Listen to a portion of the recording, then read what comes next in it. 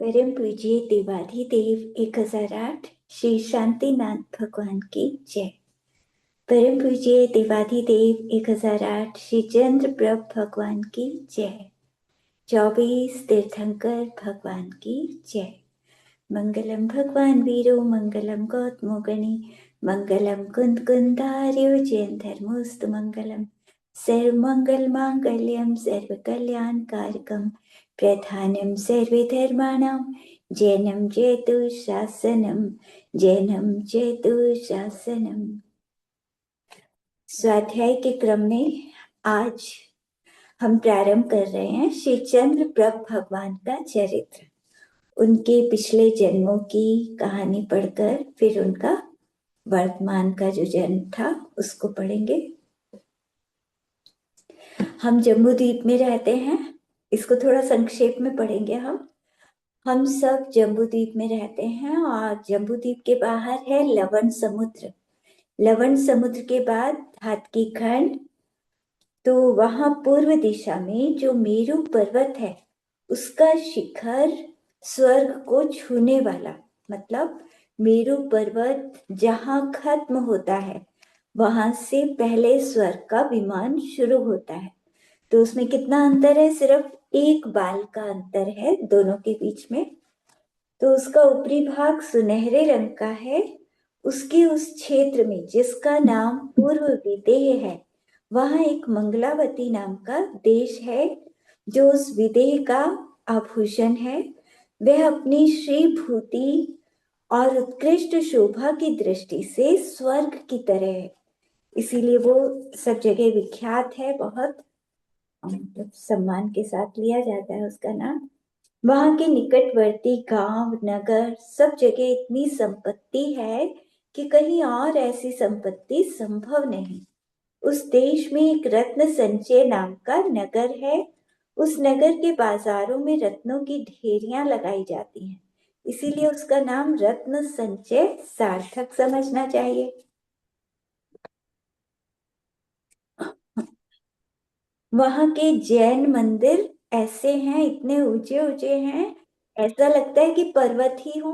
पर्वतों के समान जैन मंदिर, और मंदिरों के चारों ओर विशाल बड़ी दीवार खिंची हुई। उनके आसपास अनेक उपवन हैं, उनमें अनेक वृक्ष लगे हुए। उन मंदिरों के शिखरों पर मेघ विश्राम करते हैं। उनके अंदर वेदियों पर ऐसी मूर्तियां विराजमान हैं जिनका चिन्ह सिंह है, और उनके प्रवेश द्वार के ऊपर भी सिंहों की मूर्तियां बनी हुई हैं। इसी तरह पर्वत भी बड़े बड़े वृक्षों के उपवनों से विभूषित हैं। उनके शिखर मेघों को विश्राम देते हैं। उनकी गुफाओं में सिंह निवास करते हैं। वहां के जिनालय और पर्वतों की शोभा एक सी है। वहां के निवासियों पर कोई उपद्रव नहीं होता और सब मतलब बड़े प्रेम से रहते हैं। कोई एक दूसरे को नीचा दिखाने की कोशिश नहीं करता। वहां इतना टैक्स नहीं देना पड़ता किसी को कि जिससे उन्हें पीड़ा हो। वहां के निवासियों में कोई दरिद्रता नहीं है और कोई प्रदेश ऐसा नहीं जहां मनुष्य ना हो। सब जगह मनुष्य हैं। उस नगर की शोभा जिन महान पुरुषों से है वे सम्यक दर्शन आदि उत्तम गुणों से विभूषित हैं। अरिहंत या विष्णु के समान गुणी हैं, मद से रहित हैं, सदा हर्षित रहते हैं, निर्भय हैं, कभी किसी से शत्रुता रखना नहीं चाहते। वो उस नगर का राजा अनेक गुणों से विभूषित था। कनक प्रभ नाम का राजा था। वो बड़ा बलवान था। वो अपने शरण में आए हुए जीवों की रक्षा करता था। उसका पराक्रम सब जगह फैला हुआ था।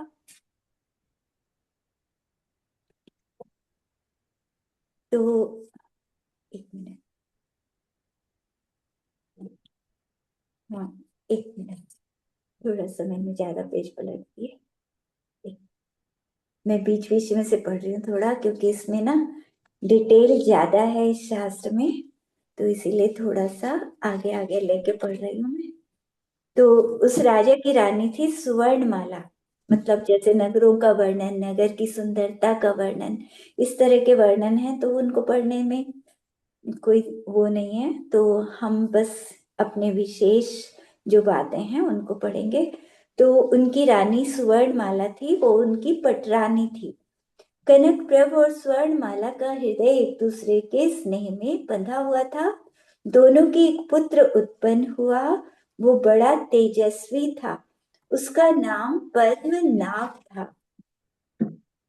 कनक प्रभ के और भी अनेक पुत्र थे, लेकिन उसकी शोभा केवल पद्मनाभ से ही थी। ठीक भी है, जलाशय में कितने ही अन्य पक्षी क्यों ना हो, लेकिन राजहंस के बिना वो शोभा नहीं पाता। एक दिन राजा कनक प्रभ विशाल राजमहल की छत पर बैठे हुए अपनी विभूति से विभूषित राजधानी की शोभा देखकर मन ही मन बड़े प्रसन्न हो रहे थे। इतने में उनकी दृष्टि पास के एक जलाशय पर पड़ी, जहां पानी पीकर एक बैलों का झुंड वापस लौट रहा था। जिधर से वो झुंड लौट रहा था, वहां सघन कीचड़ जमी हुई थी। उसमें एक बूढ़ा बैल फंस गया। उसे आंखों के सामने मरते देखकर बुद्धिमान राजा को वैराग्य उत्पन्न हो गया। वो मन में इस तरह से सोचने लगा कि संसारी जीवों का जीवन यदि क्षण भंगुर बिजली के समान देखते देखते नष्ट होने वाला है, तो इसमें कोई आश्चर्य नहीं। मतलब देखते देखते एकदम जीवित है कोई व्यक्ति और देखते देखते मृत्यु हो जाती है। तो आश्चर्य तो ये है कि जीवन की क्षण भंगुरता को जानने वाले भी मोह के जाल में फंसे हुए हैं। स्पर्शन आदि पांच इंद्रियों के विषय स्वप्न में देखे गए राज्य आदि के समान क्षण भर दिखते हैं और फिर वे सब ओझल हो जाते हैं। वे विषय प्राणी को धोखा देकर चले जाते हैं। फिर भी उनकी मूर्खता देखो, जो उन्हीं विषयों में आनंद मानते हैं। वो अपनी आत्मा की तरफ जरा भी ध्यान नहीं देते। इस अनात्मज्ञता इस अनात्मज्ञता को धिक्कार है कि आत्मा में ध्यान देना चाहिए, लेकिन आत्मा की तरफ आते ही नहीं। प्रत्येक जीव का जीवन मृत्यु के द्वारा और यौवन बुढ़ापे के द्वारा नष्ट कर दिया जाता है, लेकिन इसे देखते हुए भी मूर्ख जीव अपने हित की तरफ ध्यान नहीं देता। ये कितने आश्चर्य की बात है। भूतकाल में जो भोगने में आया वो तो बीत ही गया, अब वह लौट कर नहीं आएगा। रहा भावी सुख, सो उसका निश्चय ही क्या है, आगे का सुख मिले या ना मिले भविष्य में। फिर भी बड़ा दुख है, आश्चर्य है कि मनुष्य उस क्षणिक तात्कालिक सुख के मोह में मग्न होकर व्यर्थ ही परिश्रम करता रहता है, तात्कालिक सुख को ही चाहता रहता है। संभव है कभी अग्नि, घास व लकड़ी आदि के ढेर से और समुद्र सैकड़ों नदियों से तृप्त हो जाए, लेकिन मनुष्य विषयों से कभी तृप्त नहीं हो सकता। पत्नी व धन आदि इष्ट वस्तुओं के संयोग में जैसे सुख होता है, वैसे ही उनके वियोग में दुख भी होता है।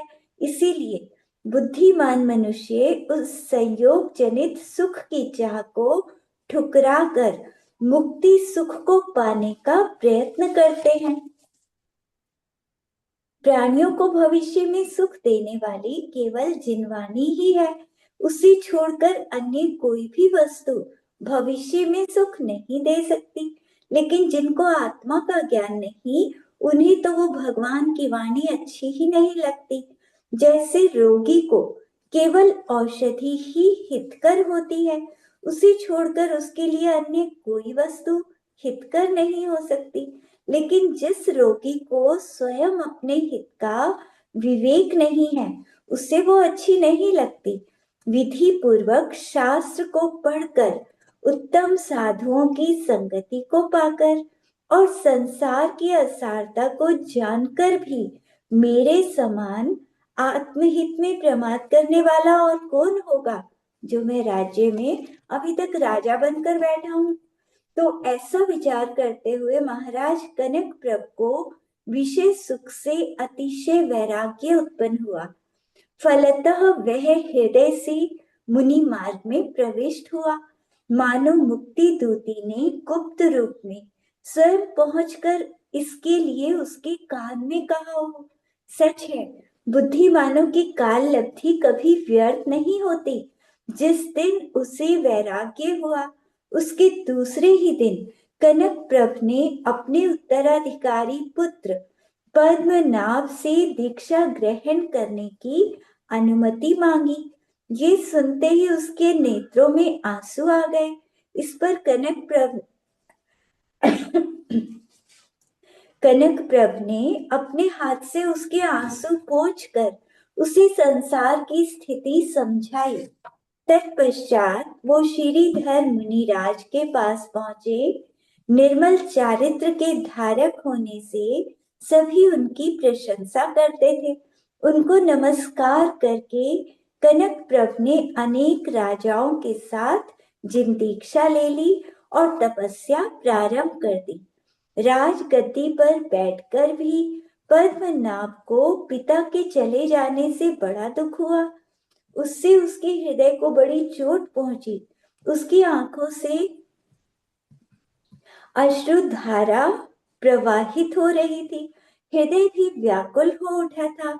ऐसी स्थिति देखकर बुद्धिमान वृद्ध मंत्रियों ने पद्मनाभ को सांत्वना दी। कुछ दिन में उसका वो शोक धीरे धीरे दूर हुआ। तो इस तरह स्वयं शोक को छोड़कर उसने दोनों प्रकार की प्रकृति को, अपने स्वभाव और प्रजा दोनों को संभाला।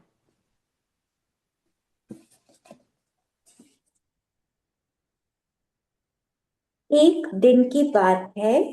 राजा पद्मनाभ सभा में बैठा हुआ था। इतने में द्वारपाल ने उसे मनोहर बाग के माली के आने की सूचना दी। उसकी अनुमति लेकर माली को अंदर ले गया। वहां पहुंचते ही माली ने राजा को प्रणाम किया और कहा, राजन, जिसमें देवों के योग्य स्थान है, जहां सदा सुगंधित वायु बहती है, वह बाग न केवल नाम से बल्कि अर्थ से भी मनोहर है। वहां एक मुनिराज पधारे हैं। उनका नाम श्रीधर है, जो विश्व के कोने कोने में प्रसिद्ध है। उसे सुनकर भव्य जीवों को बड़ा आनंद होता है। जैसे सूर्य की किरणें सारे संसार में फैली हुई हैं, वे सुंदर कमलों को विकसित कर उन्हें आनंद देती हैं। उनकी आकृति सौम्य है और उस पर उनके तप का तीव्र तेज लगता है कि वे सूर्य और चंद्रमा के सम्मिश्रण से बने हैं। तेजस्वी होकर भी शांत हैं। उनका मन मुक्ति के अनुसंधान में लगा हुआ है। जैसे दर्पण में सामने रखे सभी पदार्थों और उनकी वर्तमान अवस्था की स्पष्ट झलक मिल जाती है, उसी प्रकार उनके वचनों में सारे जगत और उसकी भूत वर्तमान भविष्य में होने वाली सारी अवस्थाएं झलक जाती हैं। उपदेश देते समय वो जो कथाएं सुनाते हैं, वे कर्णभूषण की तरह लगती हैं। जैसे कर्णभूषण सोने से बनाए जाते हैं, उनमें मोती जड़े रहते हैं और पहनने वालों के कान की शोभा बढ़ाते हैं, इसी तरह उनकी कथाएं अच्छे अक्षरों से रची रहती हैं। उनमें यथास्थान मुक्त जीवों की उत्तम चर्चा होती है और अनेक विशेषताओं के रहने से वे आश्चर्यजनक होती हैं। उनका श्रवण विद्वान श्रोताओं के कानों को सुशोभित करता है। श्रीधर मुनि तेज की दृष्टि से सूर्य हैं, लेकिन उनमें कुछ ऐसी भी विशेषताएं हैं जिनसे वो उससे भी ज्यादा अच्छे हैं, क्योंकि उस सूर्य तो बहुत ज्यादा गर्म है, जबकि उनके चरण सेवन करने के योग्य हैं। सूर्य तो संताप वाला है, लेकिन वो संताप से रहित हैं, क्योंकि वो कभी ऐसा कार्य ही नहीं करते जिससे उन्हें संताप हो। सूर्य का वर्ण चंद्रमा जैसा उज्जवल नहीं है, लेकिन उनका शरीर तो चंद्रमा के जैसा उज्जवल है। उनके प्रभाव से मनोहर बाग में जो वैभव प्रकट हुआ है उसे मैं बता नहीं सकता। सब वृक्षों पर फल फूल लद गए हैं, सब उनके आते ही सब हरे भरे हो गए हैं। स्त्रियों के चरणों की चोट से अशोक वृक्ष विकसित होता है, लेकिन आज तो बिना स्त्रियों के चरणों की चोट के वो अशोक वृक्ष भी विकसित हो गया है। मानो मुनिराज के समागम से उसका चित्त शांत हो गया है। मोल सिरी वृक्ष स्त्रियों के मध्य के कुल्लों की अवहेलना करके अपने आप विकसित हो गए हैं मुनिराज के आने से। मानो मुनिराज के दर्शन पाकर उन्होंने 5 अनुव्रत ग्रहण कर लिए हैं। मुनिराज पृथ्वी के तिलक हैं, मानो इसीलिए उनके दर्शन पाकर तिलक वृक्ष खुशी के मारे झूम उठे हैं। अपने पक्ष के व्यक्ति को देखकर कौन प्रसन्न नहीं होता। ऐसा लगता है उनके श्री मुख से धर्मोपदेश सुनकर चंपक वृक्षों का विवेक जाग गया है। इसीलिए मानो उन्होंने अपना पूर्ण विकास कर लिया है। कुटिज वृक्षों का विकास देखकर मोर ऐसा समझ रहे हैं, उन्हें लग रहा है कि वर्षा ऋतु आ गई है, इसीलिए वो भी नाच रहे हैं बाग में। जिन पशुओं में आपसी विरोध होता है उनका झुंड वहां जन्मजात विरोध छोड़कर मित्रों की तरह सब पास पास बैठे हैं मुनिराज के। इस तरह माली से मनोहर बाग में मुनिराज के आने के समाचार को सुनकर महाराज पद्मनाभ चंद्रोदय होने पर उमड़े सागर की तरह खुशी के मारे प्रसन्न नहीं हो रहे थे। मतलब इतनी प्रसन्नता हुई खुशी के मारे उनको।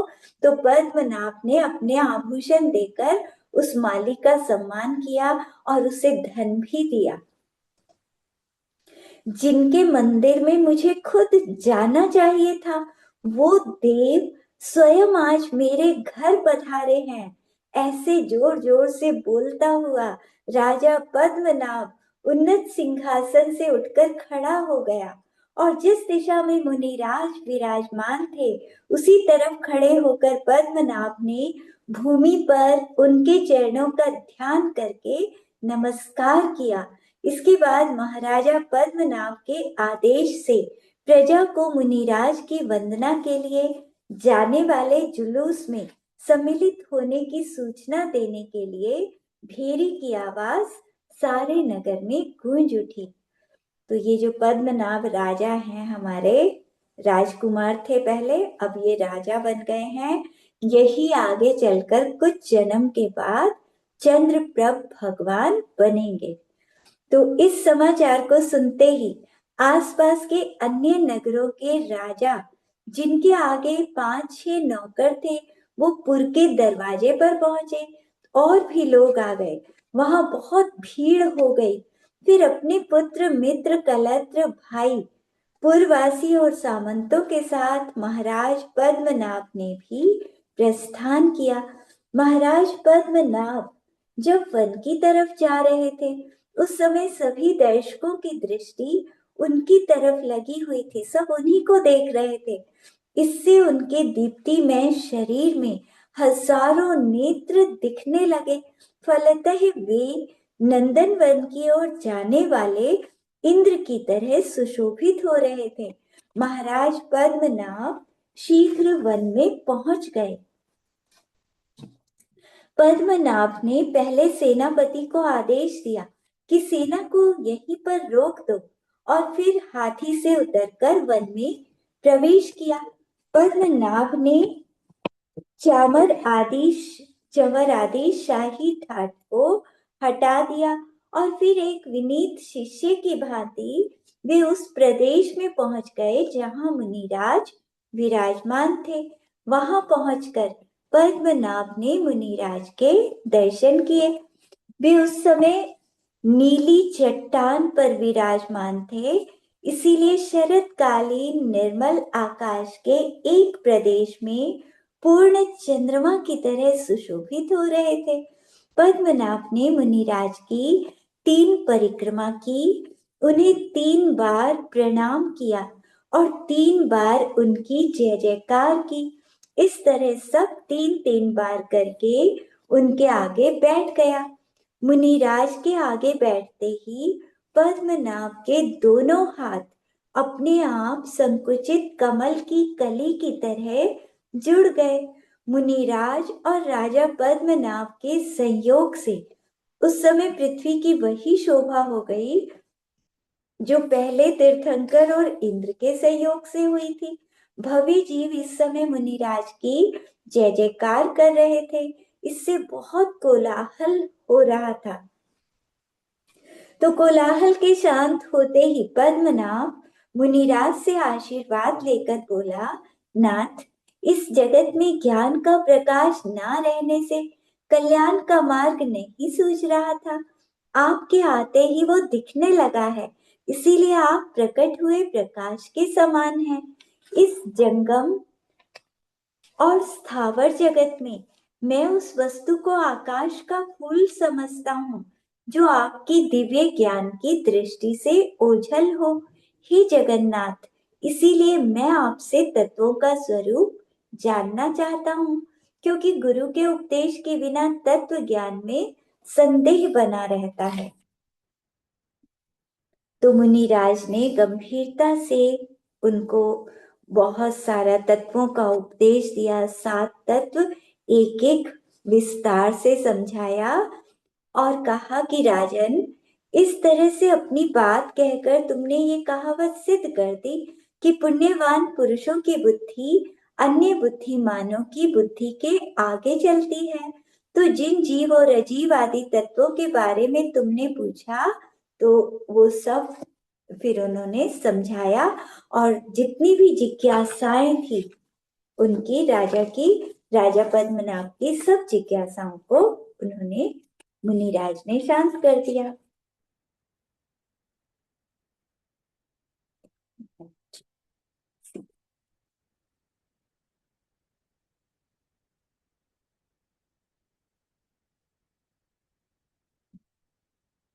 हम्म। तो 7 तत्व के प्रतिपादन करने वाले वचनों से मुनिराज श्रीधर ने राजा पद्मनाभ के मन में जो भी संदेह था वो सारा संदेह खत्म किया। जैसे चुंबक लोहे की कील को निकाल देता है, तो उस तरह से उन्होंने उनके संदेहों को नष्ट किया। मुनिराज बहुत बड़े विद्वान थे, इसीलिए उनके उपदेश की वास्तविकता से राजा बड़ा प्रसन्न हुआ। उसने कहा, मुनिराज, जीव आदि तत्वों के विषय में जो आपने उपदेश दिया वो वैसा ही है जैसा आगम में बताया गया है। इसके बाद उसने उनसे अपने पिछले और अगले भवों के बारे में पूछा। तो मुनिराज ने पद्मनाभ से उनके भवों के बारे में कहना प्रारंभ किया। राजन, तीसरा द्वीप पुष्करार्थ द्वीप है। उसके पूर्व में मेरु पर्वत है जो पूर्व मंदर नाम से प्रसिद्ध है। उसके मंडपों में किन्नर गण क्रीड़ा करते हैं जिससे वो बड़ा सुंदर लगता है। उस पूर्व मंदिर के पश्चिम विदेह में एक सुगंधी नाम का देश है। अब देश की विशेषताएं बताई उन्होंने। और उस सुगंधी देश में एक श्रीपुर नाम का नगर है। वहां अटूट संपत्ति है। वो ऐसा लगता है मानो वहां के निवासियों के प्रचुर पुण्य से रचा गया दूसरा स्वर्ग हो। वहां के महलों के शिखरों पर अनेक रत्न जड़े हुए हैं। उनकी किरणें आकाश में फैली रहती हैं। मतलब इतने रत्नों से भरा वो नगर है कि आकाश में उनका प्रकाश भी फैल जाता है। वहां साधु जो होते हैं वो अपने व्रतों में दोष नहीं लगाते और व्रत धारण करने के बाद उनका मान भंग भी नहीं होता। मतलब साधुओं का वहां कोई अपमान नहीं करता। तो उस श्रीपुर राज्य में श्रीशेन नाम का राजा था वह सूर्य के जैसा था। उसके सभी शत्रु उससे संतप्त होकर ऐसे घबराते थे कि वो दिशा और विदिशा को पहचान भी नहीं पाते थे। इसीलिए वो पहाड़ों की गुफाओं में छिप गए जाकर, और वहीं पर उल्लुओं की तरह छिपकर बैठ गए। उस राजा का यश सब ओर बड़ी तेजी से फैल रहा था, लोगों के मन में बड़ा अनुराग उत्पन्न कर रहा था। राजा में कोई भी बुरा व्यसन नहीं था, अत्यंत नम्र था वो। उसकी बुद्धि बहुत तीक्ष्ण थी, इसीलिए सारी विद्याएं उसके अंदर प्रवेश कर गई। उसने सब विद्याओं को सीख लिया। अपने प्रताप से ही सभी मांडलिक राजाओं को जीतकर वह समस्त भूमंडल का परिपालन कर रहा था। उसका विवाह श्री कांता देवी के साथ हुआ। वह कमलों में निवास करने वाली लक्ष्मी के समान सुंदर थी और चंद्रमा की कला की भांति निर्मल थी। एक दिन की बात है, वह आम सभा का काम पूरा करके जो ही अंतःपुर में प्रवेश करता है, तो उसकी दृष्टि अचानक पटरानी पर जाती है। तो उसकी आंखों से आंसू बह रहे थे, पटरानी की आंखों से। उसे रोता देखकर श्रीसेन भी उसी की तरह दुखी हो गया। उसकी आंखों में भी आंसू आ गए, उसका हृदय व्याकुल हो गया। उसने शीघ्र रानी से इतना रोने का कारण पूछा, मानो वो उसके दुख को बांटना चाहता था। हे कमल लोचने, हे प्रिय, बड़े बड़े पराक्रमी शत्रुओं के छक्के छुड़ाने में मैं कुशल हूँ। सारे भूमंडल पर मेरा प्रबल प्रताप फैला है, और मैं तुम्हारे जीवन का भी रक्षक हूँ। रोने का कारण तो बताओ, क्या किसी ने तुम्हारा अपमान कर दिया? मुझे तो इसकी संभावना नहीं है कि मेरे जीवित रहते कोई तुम्हारा अपमान कर सके। ऐसा तो नहीं हो सकता। क्या तुम्हारी किसी सखी ने तुम्हारे साथ कोई अनुचित व्यवहार किया? ऐसा भी नहीं होना चाहिए, क्योंकि उन्हें तो तुम्हारे चरण कमलों की शरण है। उनकी आजीविका तो तुम्हारे कारण है, तो वो भी तुम्हारा अपमान नहीं कर सकती। सभी नौकर तुम्हारे इशारे पर नाचते हैं। परिवार के बंधु सबने तुम्हारी दास्ता को स्वीकार किया है। अंतःपुर की रानियां तुम्हारी भों के टेढ़ेपन को सहन करने में असमर्थ हैं, वो भी तुम्हारी आज्ञा का उल्लंघन नहीं कर सकती। हे देवी, जिनकी मैंने संभावना की है, वे तुम्हारे असंतोष के कारण नहीं है। फिर तुम ही बताओ, तुम्हारे इस शोक का क्या कारण है? तो रानी कुछ भी नहीं बोली और अपनी बचपन की सहेली के मुख की ओर देखने लगी। उसकी सहेली दूसरों के भाव पढ़ने में बड़ी कुशल थी। वो तुरंत रानी का भाव समझ गई, तो उसे भी राजा के सामने बोलने में लज्जा आ रही थी और वाणी भी स्खलित हो रही थी। लेकिन फिर भी रानी की आज्ञा थी, इसीलिए वो बोली, राजन, आपके स्नेह के कारण इसे सभी पूज्य मानते हैं। ये तो सच है कि इसका अपमान किसी ने भी नहीं किया। अपमान के कारण ये शोक नहीं कर रही। इसका कारण दुखी होने का कुछ और ही है। उसका प्रतिकार तो केवल भाग्य ही कर सकता है, और कोई नहीं कर सकता। मैं आपको सब सुनाती हूँ, किंतु उसे सुनकर क्या कर्तव्य है? तो वो तो भाग्य ही शरण है। आपके प्रभाव से इस नगर की शोभा अन्य नगरों से बहुत ज्यादा है। ये देखने के लिए ये आज मेरे साथ छत पर गई थी। वहां से इसने खेल के मैदान में धनिकों के कुछ तेजस्वी बच्चों को देखा, जो हाथ की थपकी देकर गेंद गेंद से खेल रहे थे। उनके मुख चंद्रमा के समान बहुत सुंदर थे। उन्हें देखते ही ये चिंता में डूब गई। इसका मुख म्लान हो गया। सोचने लगी कि इस लोक में वे स्त्रियां धन्य हैं, और उनसे मुझे स्पर्धा है जिन्होंने इन बच्चों को जन्म देकर अपना जन्म सफल कर लिया। पुत्र कुल का एकमात्र भूषण होता है, और वही मेरे सौभाग्य, सुख और वैभव का निश्चल कारण है। यदि मेरे पुत्र नहीं है तो मैं बड़ी अभागिन हूँ। सखी, मैं दिल की बात कहती हूँ। तो मुझे अपने दिल की बात बताई इसने कि पुत्र ना रहने पर भी मेरे पति भले ही प्रसन्न रहे, लेकिन उनके प्रसन्न रहने से भी मुझे तृप्ति नहीं होती। इस प्रकार ये बहुत दुखी हो रही है पुत्र के बारे में सोचकर। तो इसने अपने मन का सारा दुख मुझे बताया और फिर जाकर रोने लगी। राजन, मैंने इसे बहुत समझाया, लेकिन ये मान ही नहीं रही।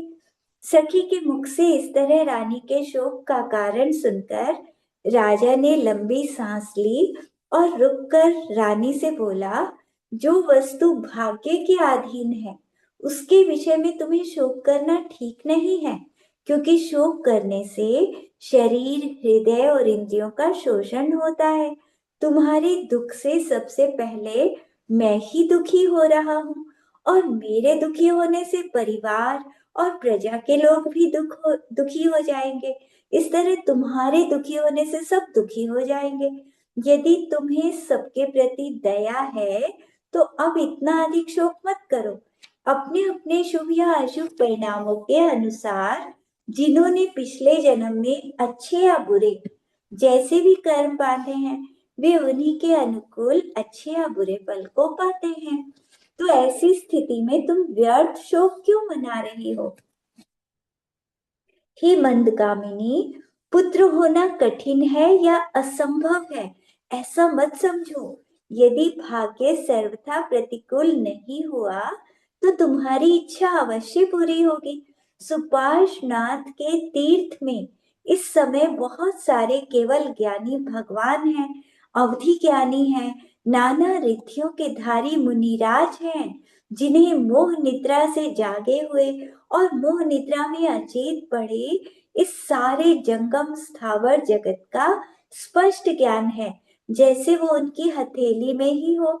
तो किस कारण से तुम्हारे संतान नहीं हो रही, ये हम उन मुनियों से जानेंगे और उसका प्रतिकार करने का मैं प्रयत्न करूंगा।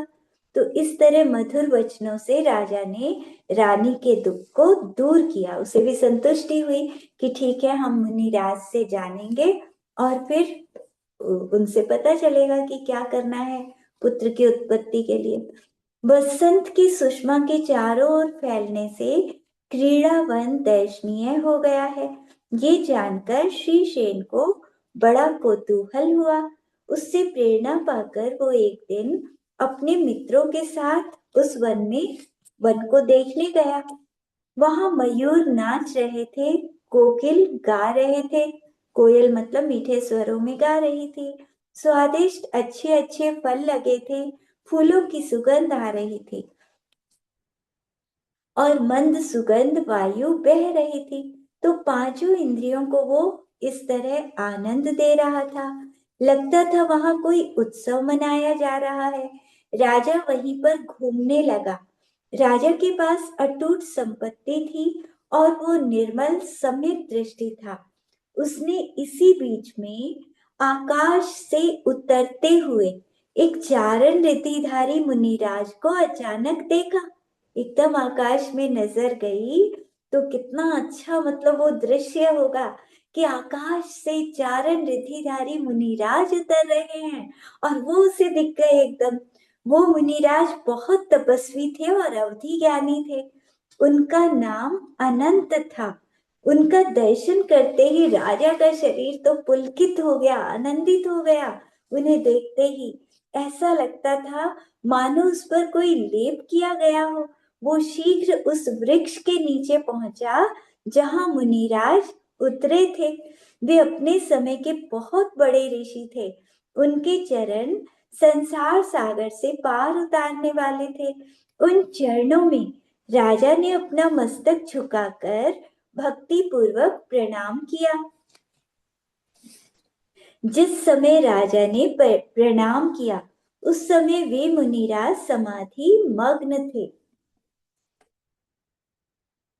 समाधि समाप्त होने के बाद उन्होंने स्पष्ट शब्दों में शुद्ध पाठ किया और फिर धर्म वृद्धि हो ऐसे शब्द राजा से कहे।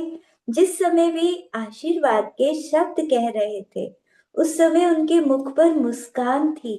राजा के ऊपर उसके पड़ने से ऐसा लग रहा था मानो वे धर्माभिषेक के जल से उसे स्नान करा रहे हों। मुनिराज का आशीर्वाद पाकर राजा श्रीशेन अपने दोनों हाथों को मुकुलित कमल की कली के आकार में जोड़कर उनसे विनय पूर्वक बोला, मुनिराज, आपके चरण अत्यंत पवित्र हैं। वे जिस मार्ग से चलते हैं वहां की धूल को भी पवित्र कर देते हैं, और चलते समय जो धूल उनके ऊपर पड़ जाती है वह उनका स्पर्श पाकर पवित्र हो जाती है। अपने पाप को नष्ट करने के लिए दूर जाकर मुझे उन चरणों का दर्शन करना चाहिए था। मुझे मतलब आप जहां भी थे मुझे वहीं आना चाहिए था आपके दर्शन करने, लेकिन आप स्वयं यहाँ आ गए हैं। आपके पधारने में मेरे पूर्व जन्म में संचित पुण्य का उदय ही तो है, और क्या कारण हो सकता है। बहुत कोई पुण्य का उदय है जो आप स्वयं चलकर यहाँ आए हैं। मुनिराज, आपका चरित्र निर्मल है, आपका दर्शन कल्याणकारी है, पाप को मूल से नष्ट करता है, विभूति को प्रकट करता है, सारे मंगलों का कारण है। आपका दर्शन थोड़े पुण्य से तो नहीं मिल सकता, बहुत बड़ा पुण्य होता है तब ऐसे आकाश से आने वाले मुनिराज मिलते हैं। तो मुनिराज, जो वस्तु पहले हो चुकी या आगे होगी वो सब आप जानते हैं। आप न केवल वर्तमान को जानते हैं, भूत और भविष्य को भी जानते हैं। इसीलिए प्रसन्नता पूर्वक मुझे ये बताइए कि मैं संसार के सारे व्यवहार को जानता हूँ, लेकिन फिर भी अभी तक मेरा मन विरक्त क्यों नहीं हुआ, संसार से मुझे वैराग्य क्यों नहीं आया। तो राजा के ये वचन सुनकर मुनिराज उसके मन की चिंता को समझ जाते हैं और उससे कहते हैं, राजन, जब तक तुम्हारे मन में पुत्र की इच्छा बनी रहेगी तब तक तुम्हें वैराग्य नहीं आ सकता। तुम्हारी चित्त की चिंता तब तक नहीं मिट सकती जब तक कि शत्रु वर्ग के छक्के छुड़ाने वाले अद्वितीय वीर पुत्र का जन्म तुम्हारे यहाँ नहीं होता। तुम्हारे यहाँ पुत्र की उत्पत्ति में भी रुकावट डालने वाला कारण कुछ और ही है। उसका संबंध पिछले जन्म से है। मैं बताता हूँ कि तुम्हारे पुत्र क्यों नहीं हो रहा, उस रानी के मतलब पुत्र की उत्पत्ति क्यों नहीं हो रही, तो उसका पिछले जन्म का कोई कर्म है। तो वो बताते हैं मुनिराज कि इसके पिता का नाम देवांगद था। पिछले जन्म में ये तुम्हारी रानी जो श्रीकांता है पटरानी, वो इसी नगर में पैदा हुई थी पिछले जन्म में। इसके पिता थे देवांगद, वो जाति के वणिक थे। उनके सभी बंधु उनसे प्रसन्न रहते थे। उनकी पत्नी का नाम श्री था। उसी के गर्भ से सुनंदा नाम की गुणवती सुंदर कन्या उत्पन्न हुई थी, जो इस समय आपकी पटरानी बनी है। उस सुनंदा ने युवा अवस्था के प्रारंभ में ही एक स्त्री को देखा जिसका शरीर गर्भ से पीड़ित था, कांतिहीन था। उसे देखकर सुनंदा ने ये निदान बांध लिया कि अगले जन्मों में भी मैं युवा अवस्था में इसके जैसी ना हूं, मतलब गर्भवती ना हो जाऊं। तो क्योंकि वो नादान थी, उसने ऐसा निदान कर लिया कि कभी भी युवा अवस्था में मैं गर्भवती ना बनूं, क्योंकि उसमें सुंदरता खत्म हो जाती है। निदान बांधने के बाद उसने जीवन भर गृहस्थ धर्म का पालन किया। अंत में मृत्यु के बाद वो स्वधर्म स्वर्ग में देवी बन गई। वहां से आकर शेष जो पुण्य था उसके फल से दुर्योधन की पुत्री बनी और आपकी पत्नी बनी। ये कौरवों वाला दुर्योधन नहीं, कोई और राजा दुर्योधन था। तो उसकी पुत्री बनी और आपकी पत्नी बन गई। पिछले जन्म में इसने अशुभ निदान किया था, इसीलिए इसका नव यौवन बिना संतान के बीत गया। अब थोड़े ही दिन में वो निदान दोष शांत होते ही आपके यहाँ पुत्र का जन्म होगा, इसका कोई संशय नहीं इसमें। वह पुत्र चंद्रमा के समान सबके चित्त को आह्लाद देने वाला और सूर्य के समान बहुत तेजस्वी होगा। उसी को अपना राज्यभार सौंप कर आप दिगंबर दीक्षा ले लोगे। फिर आप अष्ट कर्मों को नष्ट करके सिद्धालय में चले जाओगे। संक्षेप में इतना बताकर और पुत्र की उत्पत्ति की सूचना देकर मुनिराज के दर्शन व उनकी वाणी से राजा बहुत प्रभावित हुआ और बहुत प्रसन्न हुआ कि मैं इसी भाव में मोक्ष जाऊंगा मुनि बनकर। तो उसने अपने मन में 5 अनुव्रतों को धारण करने का संकल्प किया। वह सोचने लगा कि वास्तविक आभूषण तो गुण ही है।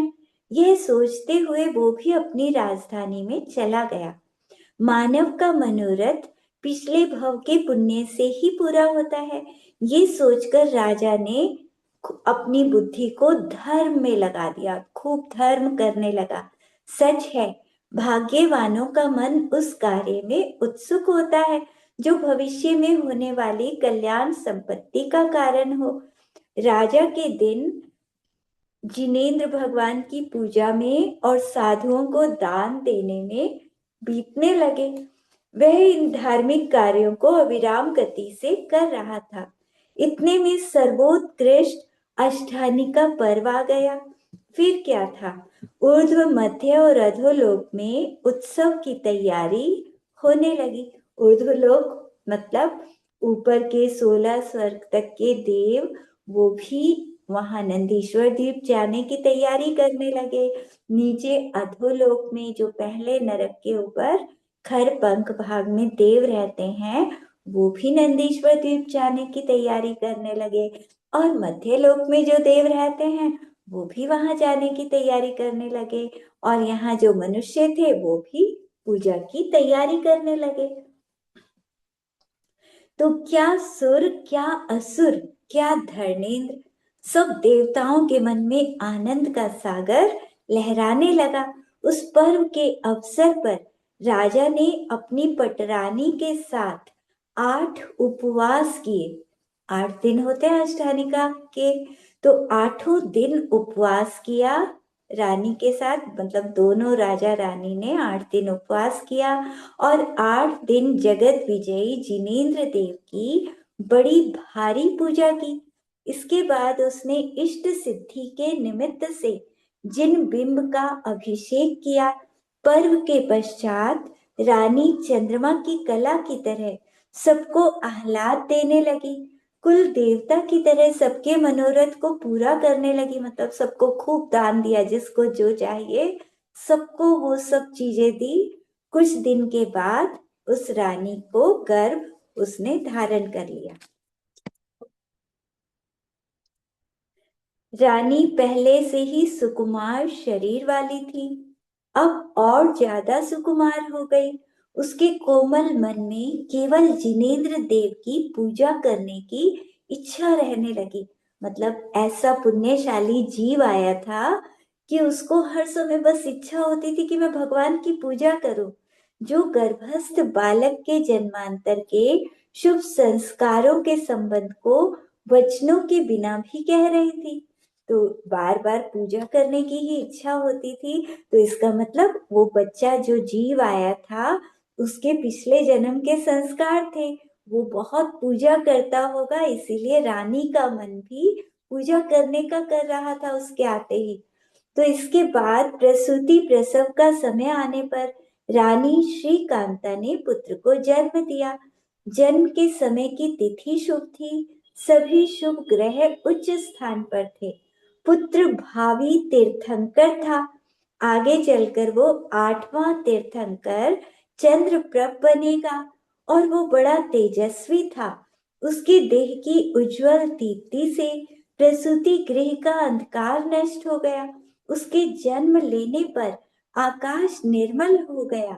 शोभा स्वरूपा सरोवर की कमलिनी सहसा खिल गई। वह सूर्य के समान बहुत तेजस्वी था। सूर्योदय होने पर जिस तरह प्रकृति की अपूर्व सुषमा हो जाती है, उसी तरह उस बालक के जन्म लेने पर हुई। मेघों के समान बाजों की गंभीर ध्वनि से सारा राजमहल गूंज उठा। इस अवसर पर नगरवासियों को बड़ा हर्ष हुआ। उन्होंने भी अपने अपने घरों में महान उत्सव किया। गणिका वर्ग अपने घर से बाहर निकला और खुले मैदान में नृत्य किया।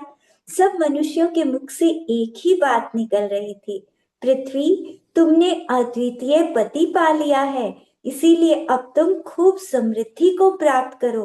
राजा ने पुत्र जन्म की सूचना देने वालों को आनंद विभोर होकर दान देते समय ये बिल्कुल भी नहीं सोचा कि क्या दान देने योग्य है और क्या अयोग्य। उसका मन तो बस देने में संतुष्टि का अनुभव कर रहा था, सबको देता ही रहा वो। सच तो ये है कि विक्षिप्त मन में विचार करने की चतुरता नहीं रहती। इतना आनंदित हो रहा था कि खूब दान दिया उसने। उस समय सारा नगर नाचता गाता दिख रहा था। ऐसा लग रहा था मानो खुशी के मारे पागल हो गए हों सब। वहां ऐसा एक भी मनुष्य नहीं था जिसका हृदय भीतर से प्रसन्न ना हुआ हो। तो क्या शत्रु, मतलब यहाँ तो क्या शत्रुओं को भी बहुत प्रसन्नता हुई। इसके बाद उस राजा ने अपने वंश के विद्यावृद्ध और वयोवृद्ध श्रेष्ठ पुरुषों के साथ शुभ दिन में स्वर्ण पुष्पों से सर्वज्ञ भगवान की पूजा की और पूजा के बाद अपने पुत्र का मांगलिक श्री से युक्त श्री वर्मा नाम रख दिया। वो बच्चा बड़ा भाग्यशाली था। उसके जन्म लेते ही श्री सेन ने अपने बल से बड़े बड़े राजाओं को झुका लिया, शत्रुओं को अपने अधिकार में कर लिया। उस बच्चे का प्रभाव, उसका पुण्य था कि सब राजा अपने आप उनके पिता के वश में हो गए। सैकड़ों राजाओं ने उपहार में धन भेजा, जिससे उसे सैकड़ों निधियों का लाभ हुआ। इस तरह सब तरफ से उनकी समृद्धि बढ़ने लगी। फलतः वह बहुत आनंदित हुआ। मतलब जो हमारे तीर्थंकर होते हैं, तो ऐसा नहीं कि सिर्फ एक जन्म में ही उनका पुण्य होता है, पिछले जन्मों से वो धर्म करते आते हैं, कई जन्म तक धर्म करते हैं और वहां भी उनका पुण्य बहुत तीव्र होता है। तो ऐसे पुण्य बढ़ते बढ़ते फिर वो तीर्थंकर बन जाते हैं। तो वह राजकुमार श्री वर्मा समस्त प्रजा के नेत्रों को प्रिय था। उसके पूरे शरीर पर लक्ष्मी की छाया थी और वह अपनी आयु के दिनों के अनुसार धीरे धीरे बढ़ रहा था।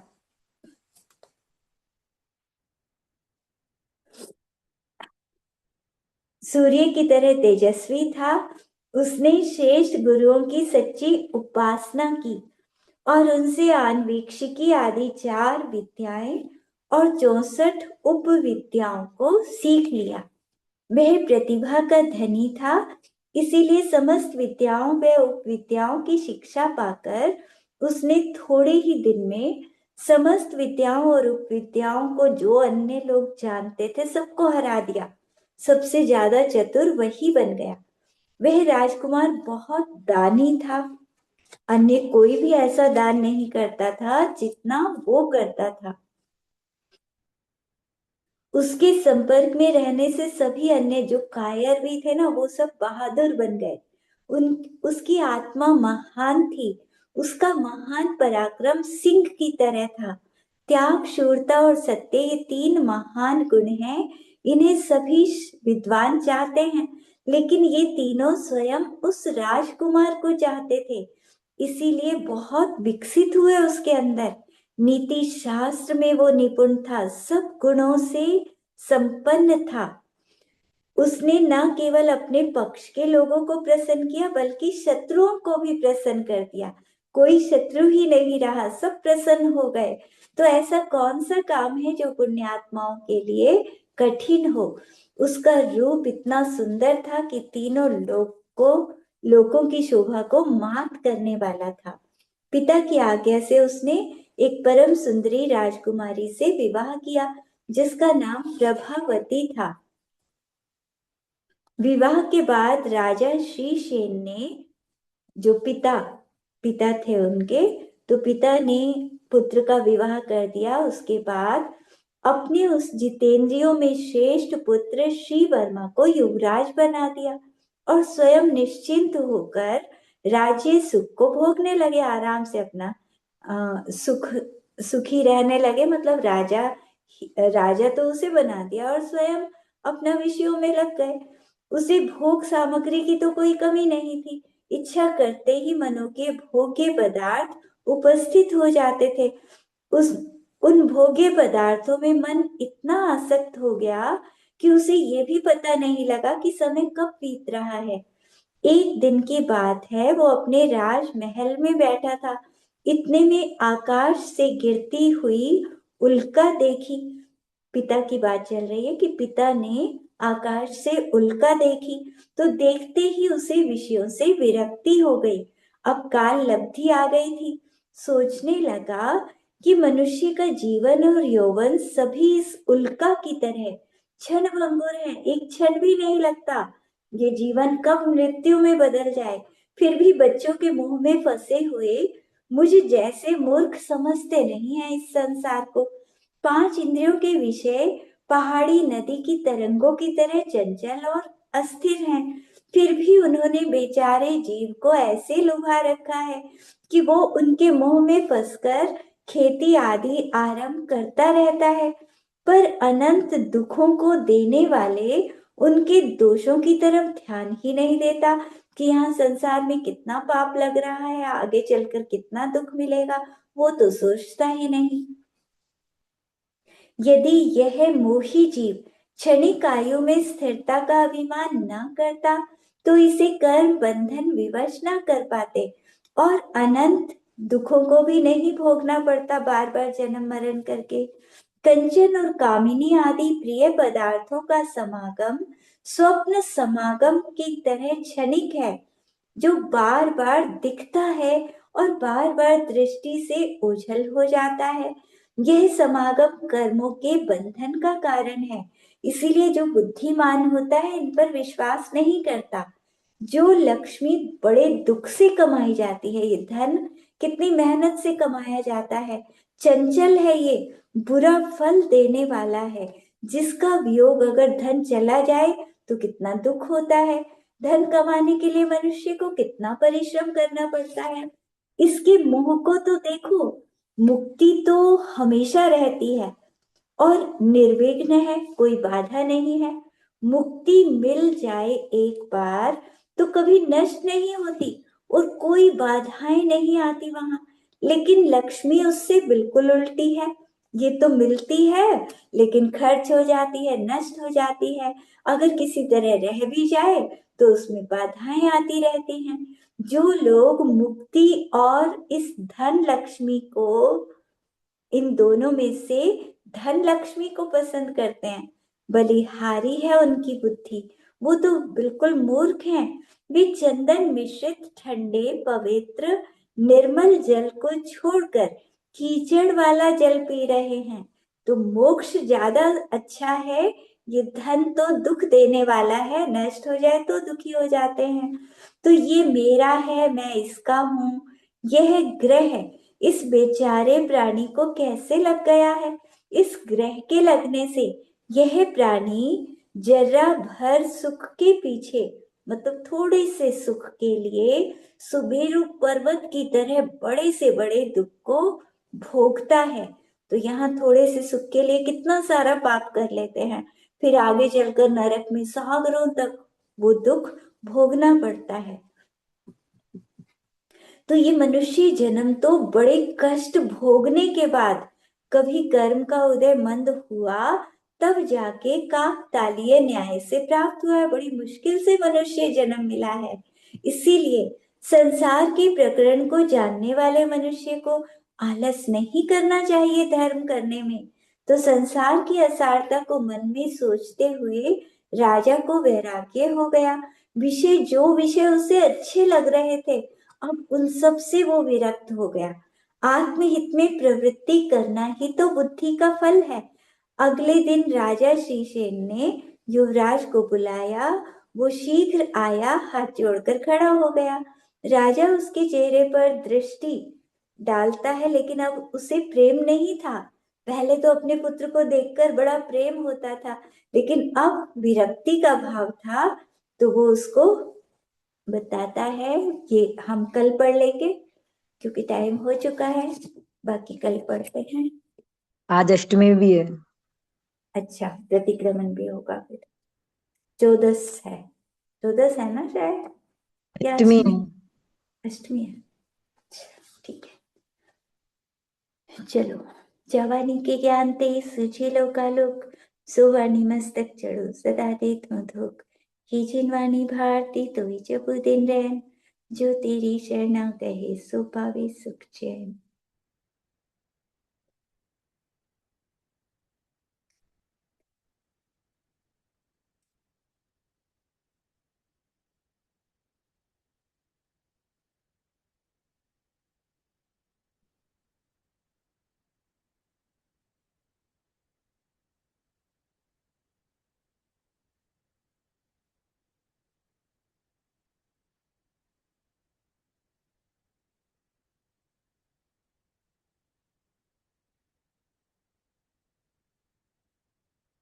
देखो, आज की कहानी में हमने ये जाना कि निदान नहीं करना चाहिए। हम कुछ भी सोच लेते हैं, फिर वो कर्म अगले जन्म में उसी तरह से आ जाते हैं।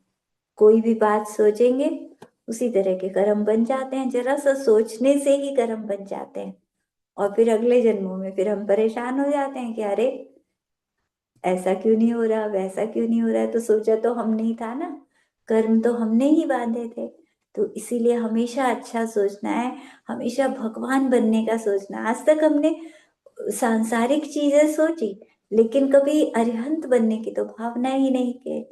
तो अब हमें अरिहंत बनने की भावना करनी है खूब। तो जैसा सोचते हैं वैसा फल मिलता है ना। तो अरिहंत बनने का सोचेंगे तो अरिहंत बहुत जल्दी बनेंगे।